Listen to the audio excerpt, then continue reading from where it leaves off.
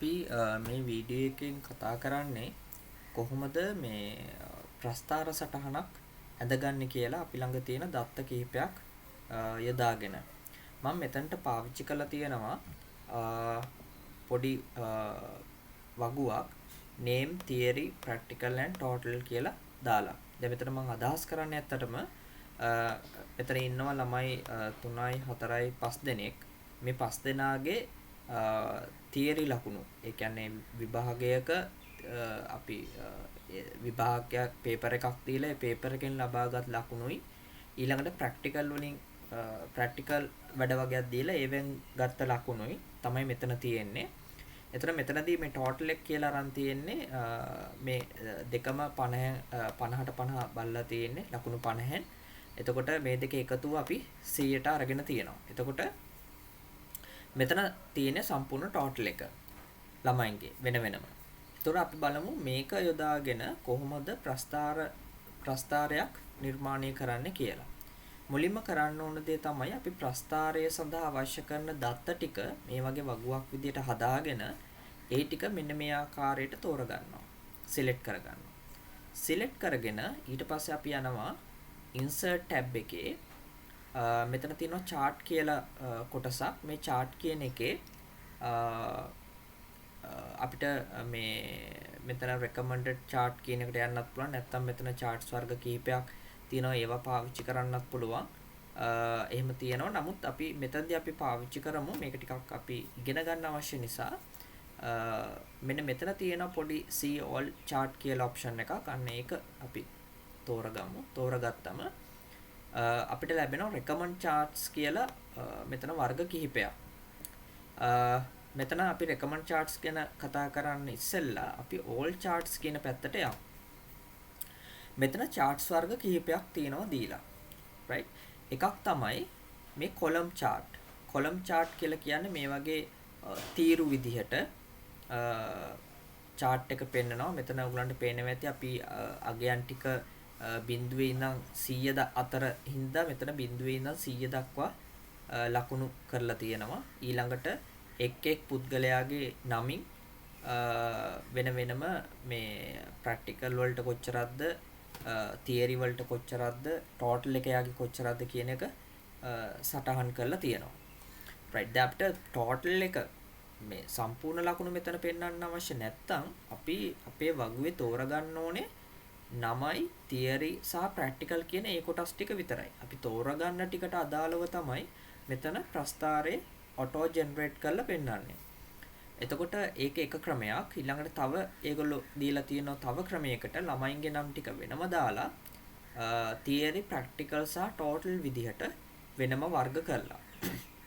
එතකොට අපිට කැමති කොලම් chart ක්‍රමයට නම් අපි මේ කොලම් chart එකක් තෝරගන්න පුළුවන්.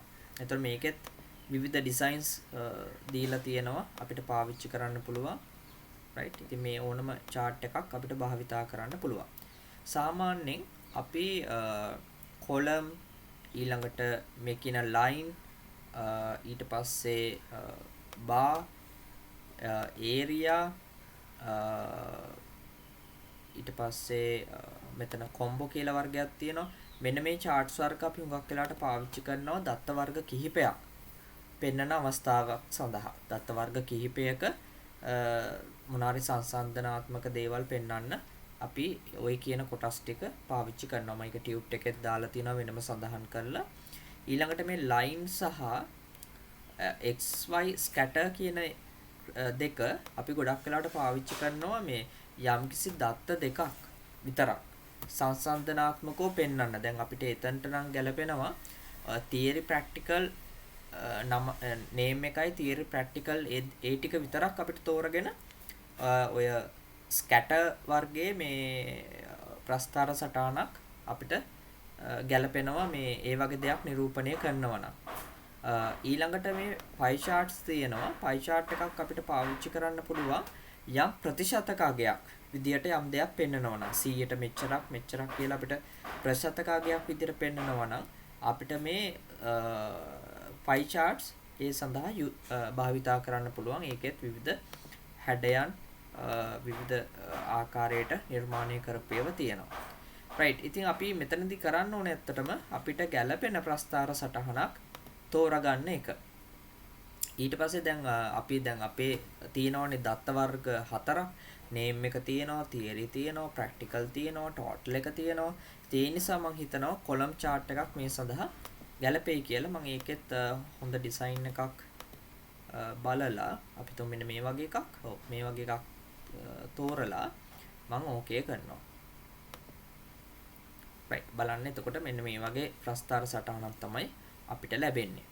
මේ ප්‍රස්ථාර සටහන page එකට ලැබෙනවත් එකම අපිට ලැබෙනවා chart tools කියලා තව කොටස් දෙකක්. ඉතින් මේ charts tool වලින් පුළුවන් අපිට මේකේ design කියන එකට ගියොත් මේකේ change colors කියලා තියෙනවා. color patterns අපිට වෙනස් කරන්න පුළුවන්. right patterns color set එකක් අපිට දීලා තියෙනවා. ඊළඟට මෙතන chart style කියන එකෙන් අපිට විවිධ styles වර්ග ටිකක් දීලා තියෙනවා. ලස්සනට design කරලා එහෙම දෙන්නත් පුළුවන්. right මෙතන layout කියලා එකකුත් තියෙනවා. ඒ layout ක්‍රමය පාවිච්චි කරන්නත් පුළුවන් අපිට යම් වෙනස්කම් ටිකක් කරගන්න. right ওই විදිහට අපිට විවිධ දේවල් කිරීමේ හැකියාව තියෙනවා. ඊට පස්සේ මෙතන තියෙනවා switch row column. අපි මේක දුන්නොත් මේ බලන්න ඒක switch වෙන විදිහ දත්ත වර්ග ටික මාරු වෙනවා එතකොට. right ඉතින් මෙහෙම කරන්නත් පුළුවන්. හරි මම හිතනවා ඔයගලන්ට පැහැදිලි ඇති කියලා මේක ගැන. ඊළඟට මේකේ තියෙනවා අපිට මෙන්න මෙතන දීලා මේ එකෙත් ඇත්තම colors තමයි තෝරන්න තියෙන්නේ. color format අතන කරන්න තියෙන ටිකම තමයි එතනත් තියෙන්නේ. right අපිට ඕනනම් මෙතන මේ double click කරලා මෙතන chart title එක වෙනස් කරන්න පුළුවන්. මෙතන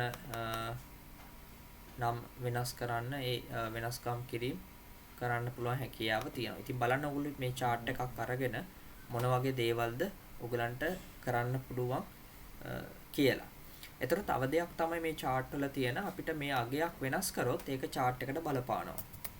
right දැක්කනේ? මෙතන අගය සම්පූර්ණයෙන් අඩු වුණා 25ක් වෙනකම්. ඉතින් සම්පූර්ණ අගය මෙතන මම හිතන ප්‍රැක්ටිකල් තියෙන ප්‍රැක්ටිකල් 25ට අඩු වෙලා තියෙනවා. ඉතින් මේ විදිහට අපිට මේ අපේ ටේබල් එකේ සිදු කරන වෙනස් කිරීම වලට සාපේක්ෂව අපේ chart එකත් වෙනස් කිරීමට ලක් වෙනවා. ඉතින් අපි chart එකක් අඳිනවට වඩා මේ වගේ වගුවක් ආශ්‍රයෙන් chart එකක් නිර්මාණය කර ගැනීම හුඟක් පහසුවක්. ඇත්තටම ලේසි කාලේ ඉතුරු වෙන ක්‍රියාවලියක්. right මම හිතනවා ඔයගලන්ට charts ගැන යම් අවබෝධයක් එන්න ඇති කියලා. අපි තවත් වීඩියෝ එකකින් ඊළඟට හම්බෙමු.